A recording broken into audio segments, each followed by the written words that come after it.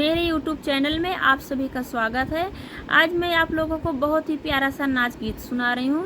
Comment में ज़रूर बताइएगा कैसा लगा आप लोगों को।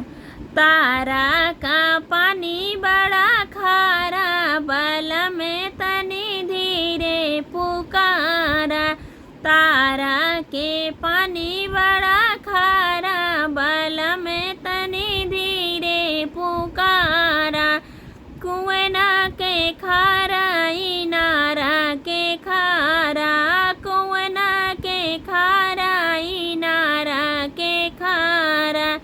घैलवा में जैसे नमक डारा, बल में तनी धीरे पुकारा। तारा के पानी बड़ा खारा, बल में तनी धीरे पुकारा।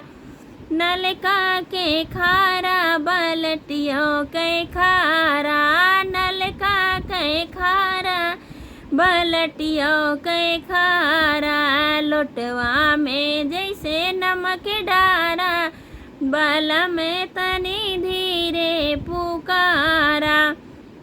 तारा के पानी बड़ा खारा, बल में तनी धीरे पुकारा। सगरा के खारा, तालाब के खारा, सगरा के खारा, तालाब के खारा। समुद्रों में जैसे नमक डारा, बल में तनी धीरे पुकारा। तारा के पानी बड़ा खारा, बल में तनी धीरे पुकारा।